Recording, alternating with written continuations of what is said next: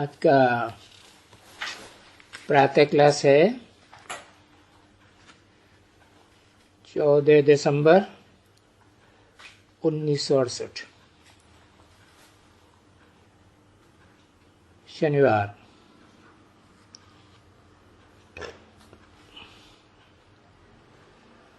रूहानी बाप बैठ करके समझाते हैं।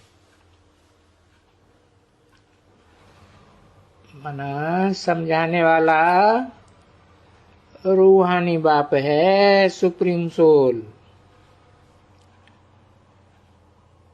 गलतफहमी नहीं होना चाहिए कि कोई जिस्मानी बाप है या प्रजापिता है समझाने वाला।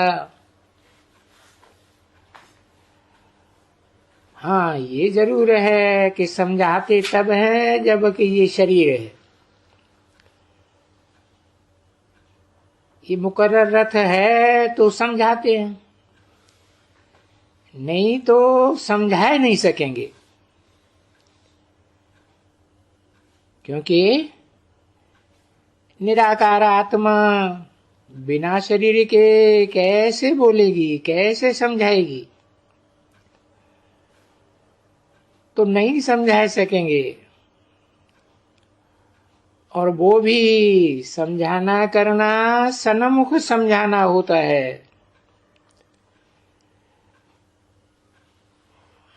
ऐसे नहीं कि परोक्ष रूप में कहीं पीछे से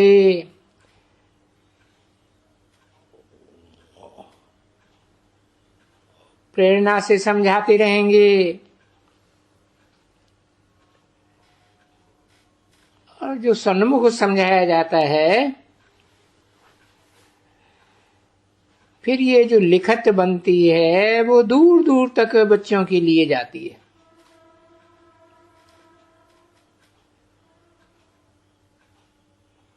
और वो दूर दूर तक जाती है, उनको सन्मुख सुनना थोड़ा ही कहेंगे। और फिर तुम तो सन्मुख सुनते हो ना, यहां आते ही हो सन्मुख सुनने के लिए। कि बेहद के बाप से डायरेक्ट सुनेंगे हम आत्मा, क्योंकि बाप ने समझाया है कि आत्माएं ही सब कुछ सुनती है। कोई शरीर और शरीर की जड़ इंद्रियां नहीं सुनती हैं। आत्मा चैतन्य है, शरीर तो जड़ है। और अकेला सुनने की बात क्या, सब कुछ आत्मा करती है इस शरीर के द्वारा। शरीर तो इंस्ट्रूमेंट है। इसलिए अभी पुरुषोत्तम संगम युग में पहले पहले अपन को आत्मा जरूर समझना है। कब की बात है? जब के नजदीक आया हुआ है।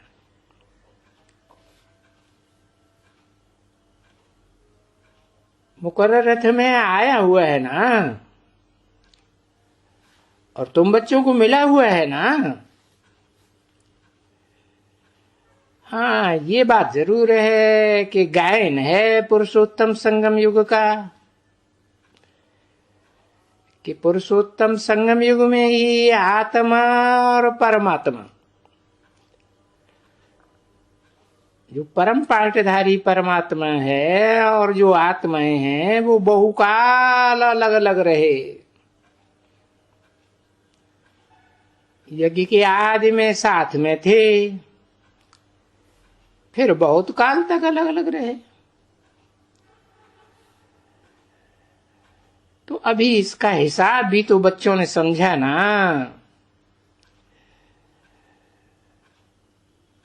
कि सबसे जास्ती पहले पहले कौन वहां से आते हैं बिछुड़ करके घर से।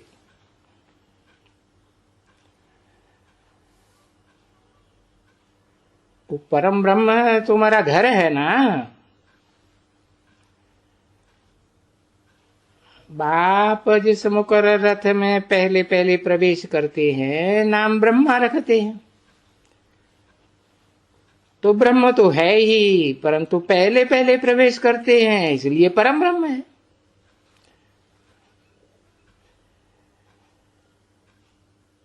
तो बच्चे वहां परम ब्रह्म से बिछुड़ करके बाप से यहां आए हैं पार्ट बजाने के लिए।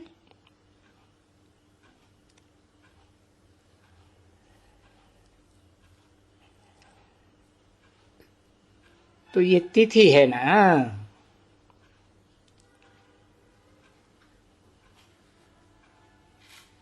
वो तिथि तारीख याद रखनी चाहिए।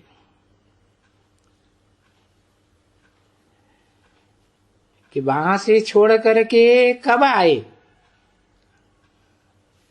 कब आए यहां बच्चों से मिलने के लिए।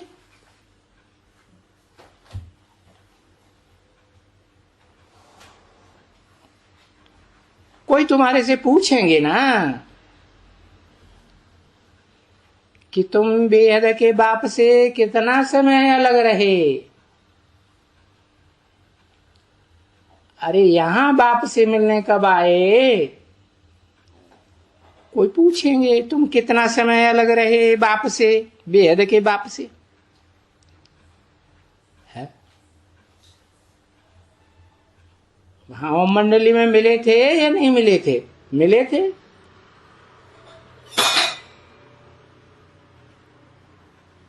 1976 से 36 से 76 तक अलग रहे। अच्छा, तो बाप जिन बच्चों से बात करते हैं उनमें मुख्य 76 से पहले कोई और बच्चा नहीं है, है ना। हाँ, और 69 की तिथि पूछते हैं ना, तिथि माने तारीख, तारीख नहीं है तो दिन तो बता, तारीख बताओ, तिथि तारीख 5 दिसंबर। तो कोई तुम्हारे से पूछेंगे तुम कितना समय बाप से अलग रहे,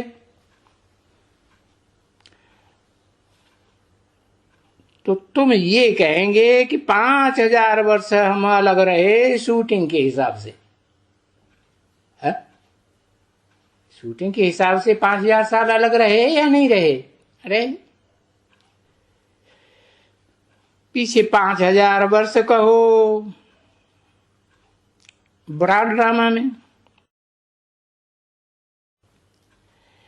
या 10, कोई के लिए 20, कोई के लिए 50, 100 वर्ष कम जास्ती भी कहो। अब ये तो हिसाब ही हिसाब है। जो पीछे कूदो के आते रहते हैं पिछाड़ी में,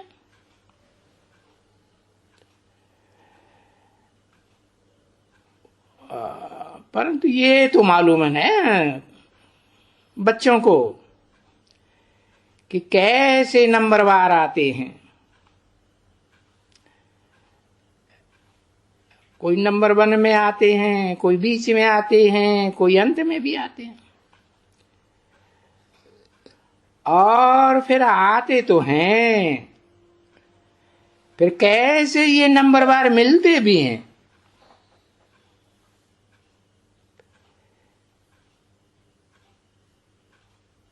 बच्चे मिलते हैं ना और जानते हैं कि अभी बाबा को याद करना है।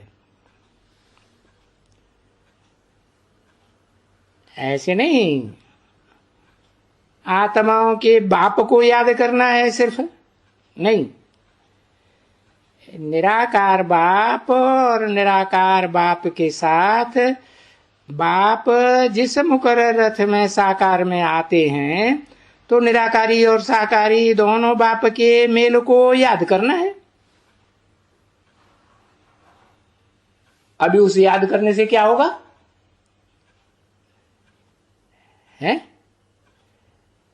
अरे ये तो सन्मुख है ना, तो अंतर पड़ता है ना सन्मुख में और पीछे से रहने में या विमुख रहने में। तो ये याद करने से फायदा बहुत है। ये याद अभी आ गई है। अभी कोई बच्चे ऐसे भी बुद्धू होंगे जो ऊपर में आत्मलोक में याद करते होंगे। उनको क्या कहेंगे? ज्ञान मार्ग कहेंगे या भक्ति मार्ग कहेंगे? भक्ति मार्ग कहेंगे, क्योंकि ऊपर में याद करते हैं जो वो भी भक्ति मार्ग में हैं। भले ज्ञान ले लिया है, बाप से भी मिले हैं, लेकिन याद ऊपर में करते हैं परमधाम वासी को। तो उनको ऑक्यूपेशन का तो पता ही नहीं है कि बाप धंधा क्या करते हैं। परमधाम में कोई धंधा थोड़ी होता है? समझाने करने का, सुनाने करने का कोई धंधा है वहां? टीचर का कोई धंधा नहीं। तो ऐसे बच्चे भक्ति मार्ग में रहने वालों को जो ऊपर में याद करते हैं, उनको तो धंधा बाप का क्या है वो सब धंधे का ही पता नहीं। न धंधे का पता है, न कोई नाम का पता है, न रूप का पता है। क्योंकि नाम और रूप तो निराकार का होता है, या निराकार आत्मा जब साकार शरीर में प्रवेश करती है तो साकार का नाम होता है, साकार का नाम होता है। नाम किस आधार पर होता है? काम के आधार पर नाम होता है? और फिर जैसे अच्छे अच्छे बुरे बुरे काम करते हैं तो ऐसा रूप भी बनता जाता है जन्म जन्मांतर है। खराब काम करते हैं, हत्या अवत्या का काम करते हैं तो चेहरा मोरा हत्यारों जैसा हो जाता है। तो नाम रूप देश काल का पता पड़ता है।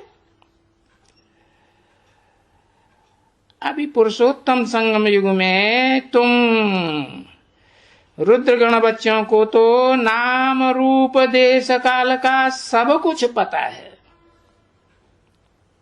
तुम बच्चों को है, इन बच्चों को नहीं जो बाजू में बैठे हुए हैं ब्रह्मा और ब्रह्मा के फॉलोअर्स। क्या अंतर का पता चला? तुम बच्चों में और इन बच्चों में, और दूसरा तीसरे उन बच्चों में जो न बाप से मिले हैं, न ज्ञान लिया है, न बाजू में बैठे हैं, न सन्मुख बैठे हैं, वो दूर है दुनिया वाले। हाँ, तो तुम बच्चों को पता है, जानते हो कि बाबा इस मुकर्रर शरीर द्वारा, ये जो मुकर्रर रथ है ना, उसके द्वारा बेहद का बाप हमको ये सभी राज समझाते हैं। और ये कोई छोटा मोटा थोड़ा राज नहीं है, बहुत राज है, और कितना सहज राज है। अब राज का नाम तो बहुत थोड़ा है कि भाई रचयिता का राज मिल गया है। रचयिता साकार या निराकार? रचना साकार या निराकार है? रचयिता है तो हेवनली गॉड फादर कहा जाता है ना। तो हेवन साकार होता है या निराकार होता है? साकार होता है। तो रचयिता भी साकार ही होगा। तो ये राज तो तुमको मिला, और रचना के आधिपत्य का भी राज मिला। जो साकार रचयिता है तो उसकी रचना जो ये सृष्टि है सतयुग त्रेता द्वापर कलयुग की, उस रचना का भी आदि मध्य अंत का राज मिला। और फिर जो अव्वल नंबर प्रैक्टिकल पार्ट बजाने वाली रचना है रचयिता बाप की, वो कौन है? उसका भी राज मिला या नहीं मिला? कौन है?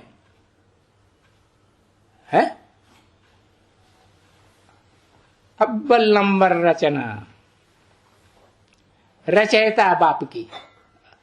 रचयिता बाप भी साकार है और रचना भी साकार है। तो प्रैक्टिकल पार्ट बजाने वाली अव्वल नंबर रचना कौन है? जिसके आदि में ब्रह्मा, ब्रह्मा तो पतित है, पतित रचना रचता है। हाँ, कौन सा कृष्ण? अरे कृष्ण भी तो संगमयुगी कृष्ण, कलातीत पार्ट बजाने वाला, और सतयुगी कृष्ण। हाँ? सतयुगी कृष्ण ना, 16 कला संपूर्ण कृष्ण ना, वो रचना है। रचयिता बाप की रचना है। रचयिता बाप भी साकार, रचना भी साकार। तो रचना के आदि मध्य और अंत का भी तुमको राज मिल गया। और वो राज है तो बहुत थोड़ा सा सूक्ष्म है, और ये मालूम पड़ गया है कि ये सृष्टि झाड़ का हम बीज है।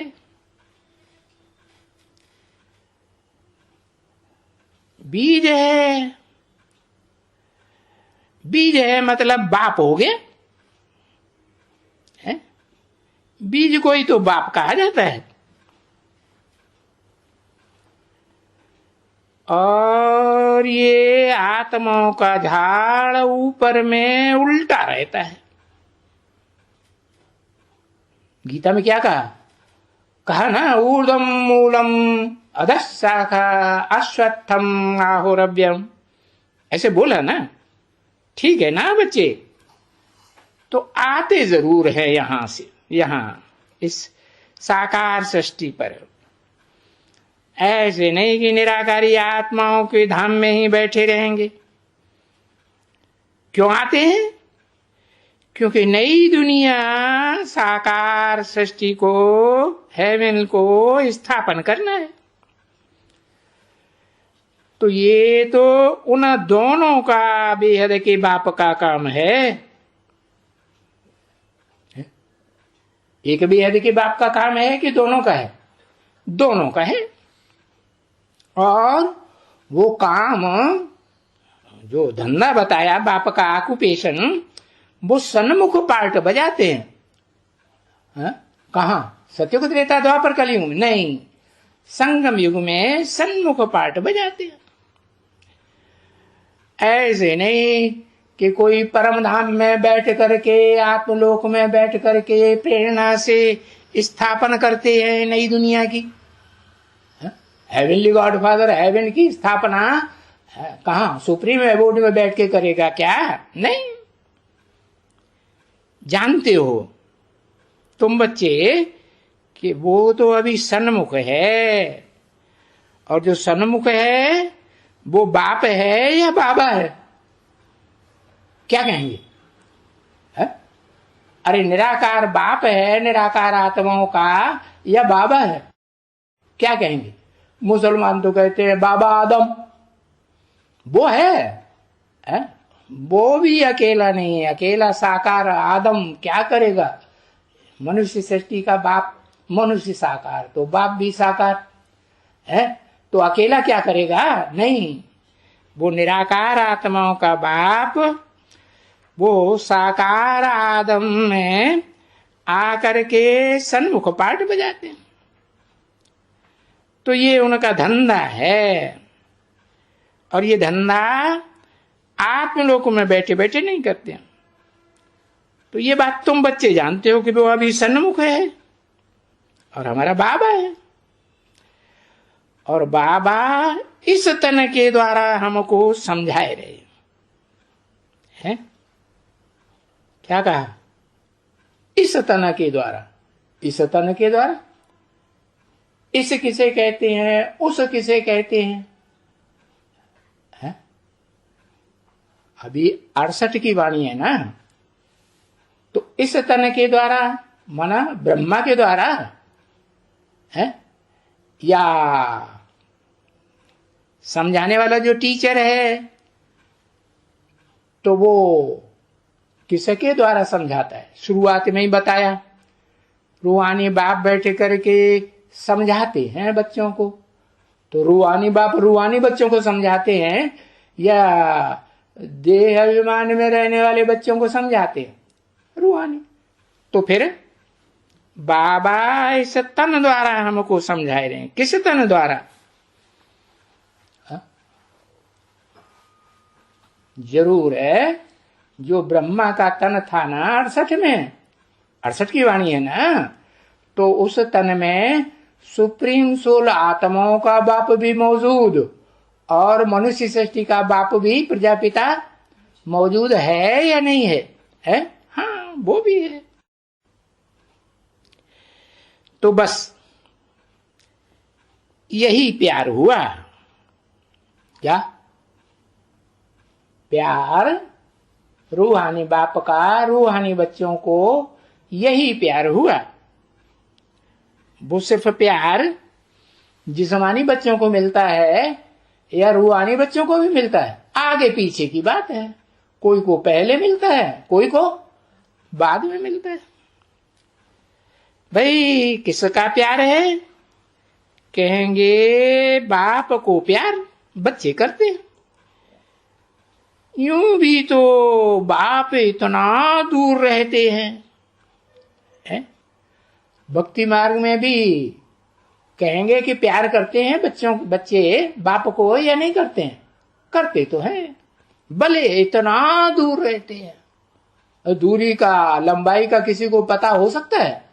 नहीं पता हो सकता, बहुत दूर रहते हैं, तो भी बच्चे प्यार करते हैं ना, कि बाप को याद करें।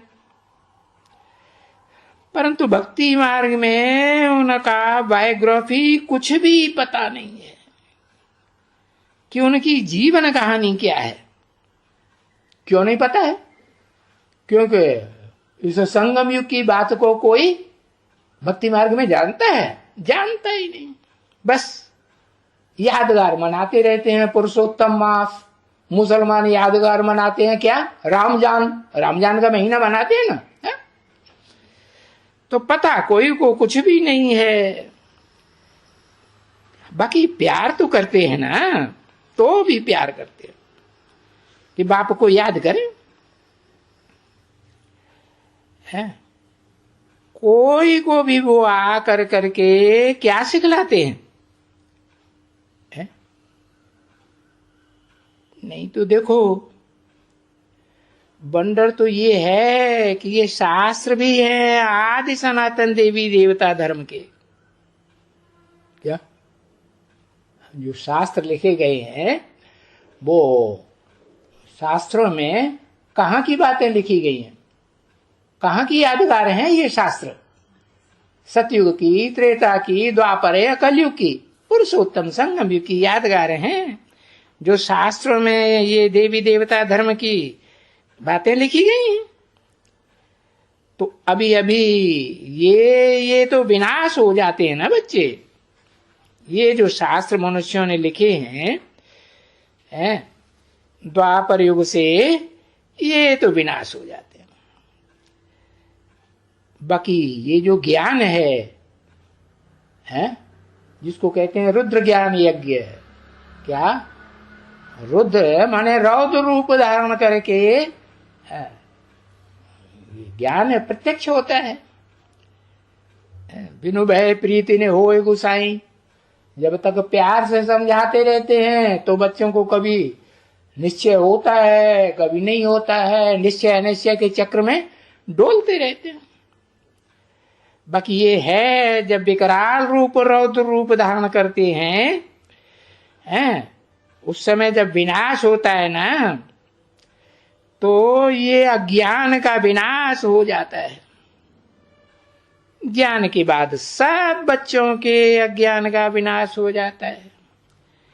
जो भी आत्मिक स्थिति में टिकने वाले ब्रह्मा कुमार कुमारी हैं, आखिर टिकते हैं कि नहीं? सब टिकते हैं। 500-700 करोड़ जो भी मनुष्य आत्मा है, सब रुद्रमाला के मणके हैं या नहीं है? सब मणके। तो सब का विनाश ज्ञान के बाद होता है। ये अज्ञान से होता है विनाश। क्या? ज्ञान माने पवित्रता या अपवित्रता? ज्ञान माने पवित्रता और अज्ञान माने अपवित्रता। अपवित्रता से होता है विनाश। बाकी तो जो भी धर्म स्थापन होते हैं, जो भी धर्म, चंद्रवंशी कहो, इस्लाम वंशी कहो, बौद्ध धर्म कहो, या कोई भी वंश कहो, क्रिश्चियन वंश कहो, है, उन सब धर्मों के बाद तो कोई विनाश होता ही नहीं है। और ये आदि सनातन देवी देवता धर्म स्थापन जब हो जाता है तो क्या होता है?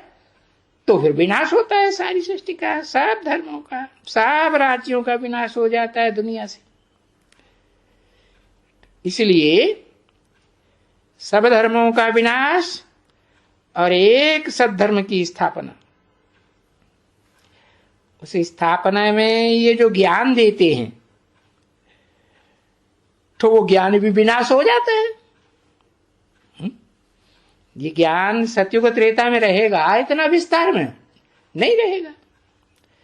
तो अभी तुम बच्चों की बुद्धि में है, नंबरवार पुरुषार्थ अनुसार है, एक जैसा सबकी बुद्धि में ज्ञान नहीं है। और ये भी जान गए हो अच्छी तरह से कि सब बच्चे, सब स्टूडेंट नंबरवार पुरुषार्थ अनुसार। हाँ, ये है कि नंबरवार रचयिता को भी जान गए और उनकी रचना को भी जान गए। ठीक है ना ये बात?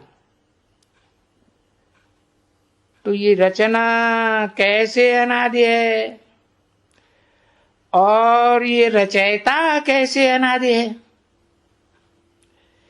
ये रचना और रचयिता दोनों चले आते हैं इस सृष्टि रूपी रंगमंच पर, आदि से अंत कहो या ऑलराउंड कहो। कौन कौन? दोनों है, ऊपर वाला भी नीचे वाला भी। वाह! रचयिता मनुष्य सृष्टि का जो बाप है वो राम बाप और कृष्ण बच्चा। बच्चे को रचयिता रचना कहेंगे ना। हाँ, तो इनका पार्ट ही है संगम योग पर आना, रचयिता और रचना दोनों का। और भक्ति मार्ग में भी जानते हो कि इनका पार्ट जरूर है। किनका? राम और कृष्ण का। राम बाप को कहा जाता है। क्या प्रूफ? देखो भक्ति मार्ग में जो भी यादगार मंदिर बने हुए हैं वो राम के रूप में बड़े व्यक्ति के बने हुए हैं या कोई अबोध छोटे बच्चे के मंदिर बने हुए हैं? नहीं, छोटे बच्चे के। तो यादगार मंदिर बने हुए हैं, उसे कृष्ण का मंदिर कहा जाता है। तो ये दोनों चले आते हैं अनादि, सत्य की आदि से इनका पार्ट है, राम और कृष्ण का। और फिर संगम युग में आना ही है प्रत्यक्ष रूप में है। राम और कृष्ण की आत्माएं संगम युग में सारी दुनिया के सामने ये बाप है और बच्चा प्रत्यक्ष होने हैं या नहीं होने? होने। और भक्ति मार्ग में भी जानते हो कि इनका पाठ तो जरूर है। तो ज्ञान के बाद सब बच्चे जान जाते हैं, क्योंकि मनुष्य समझते हैं कि शायद आधा कल्प वो ज्ञान देते ही रहते हैं, ऐसे समझते हैं। शास्त्रों में जो ज्ञान है चाहे वो भारतीय शास्त्र हो, चाहे वो विदेशी कुरान और बाइबल हो, धम्मपद वगैरह हो, तो समझते हैं इनमें उन्हीं का दिया हुआ ज्ञान की यादगार है और ज्ञान देते रहते हैं, आधा कल्प देते रहते हैं। कौन? रचयिता बाप है। कौन रचयिता बाप?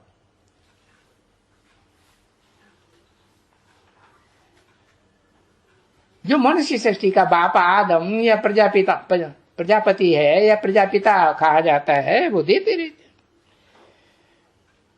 जो अपन को कहते हैं ना कि दो मार्ग हैं, ज्ञान मार्ग और भक्ति मार्ग।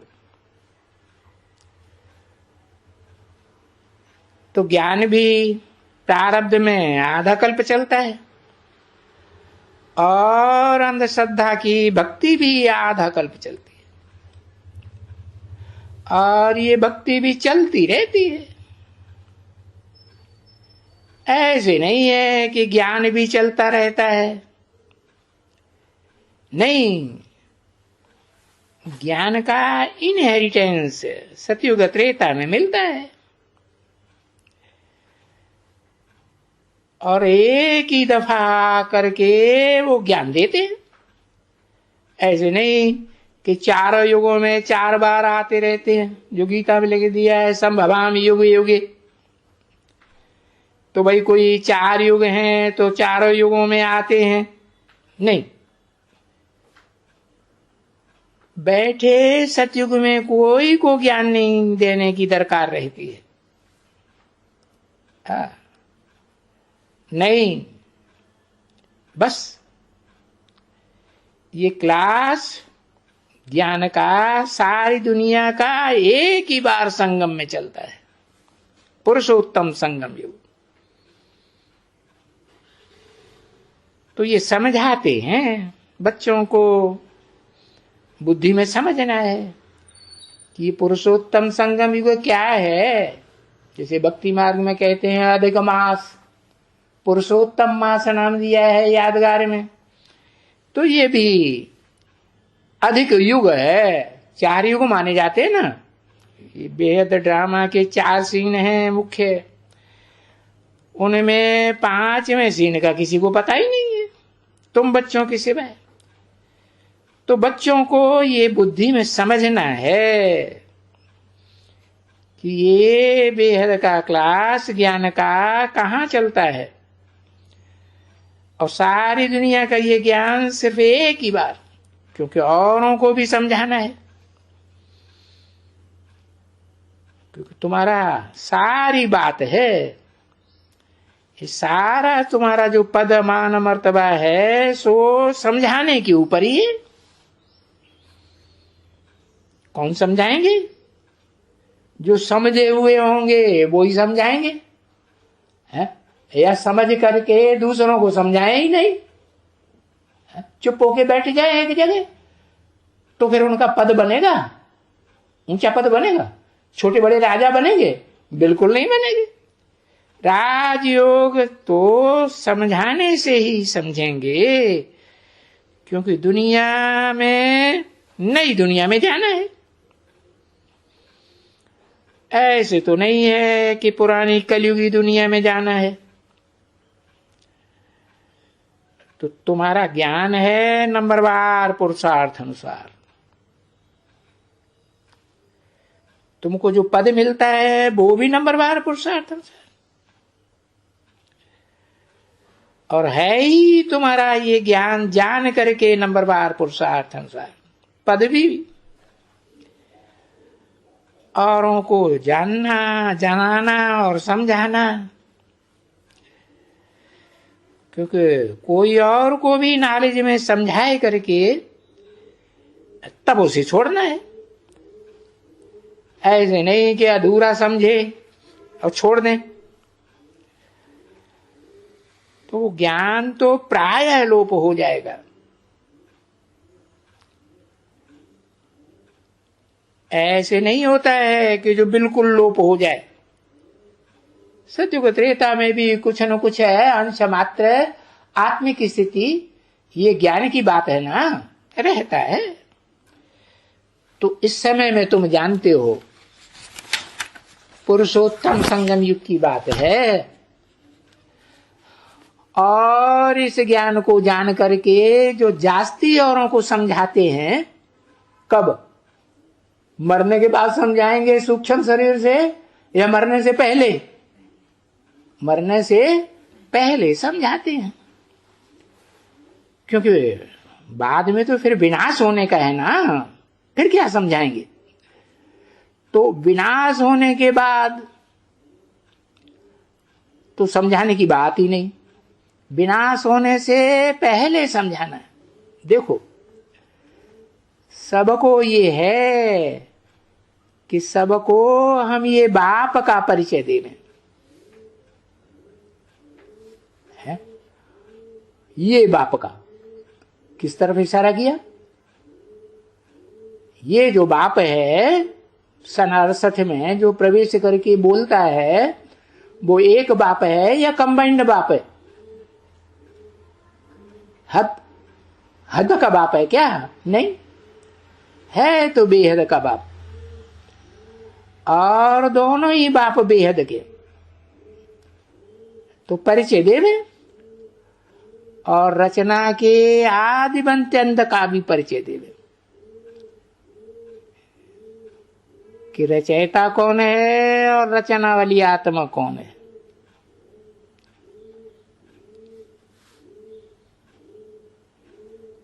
चौदह 12/1968 की प्रातः क्लास का दूसरा पेज,